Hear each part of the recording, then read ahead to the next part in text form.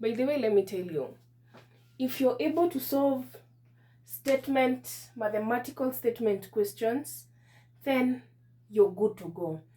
And I solve these questions with you so that you get used. I like students when they get used to these statement questions, because in every paper we have like 70% of the question in statement questions. So the moment you understand how to solve this, you've already passed mathematics.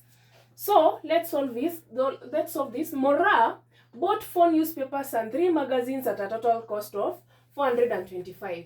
She bought 2 more newspapers and 1 magazine less. She bought 2 more newspapers and 1 magazine if she bought 2 more newspapers and 1 magazine less, she would have spent 25 less, right?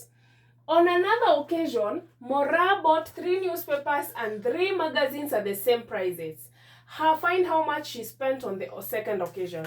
So, Mora bought 4 newspapers, let the newspapers be N, and 3 magazines, let the magazines be M, for 425.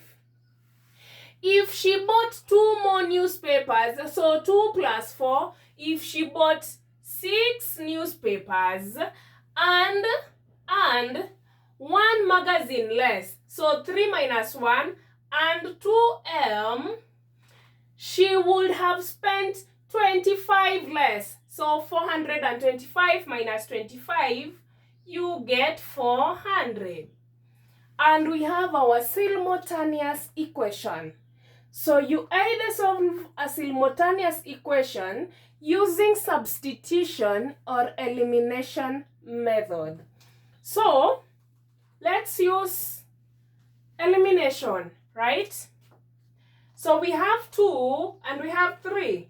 So if we multiply this one by 2 and this one by 3, we'll have our second factor here as 6 in both equations, and we will be able to eliminate. We are using elimination method. So 4 times 2, that is 8n.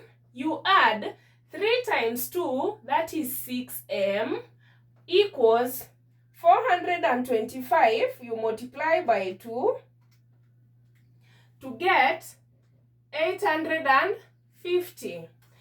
Then 6 you multiply by 3, that is 18n. You add 2m, you multiply by 3, you get 6m, that gives you 1200. So we can get rid of this one unknown because we have already similar factors. So now that this one is positive and this one is positive, introduce a negative sign, right? So 8n, you subtract 18n, you get negative 10n. 6m, you minus 6m, you get 0. While 850, you subtract 1200, right? We get negative 300 and what? And 50, right? So we can then divide by negative 10 both sides. You divide by negative 10. So this one becomes positive and that one ends.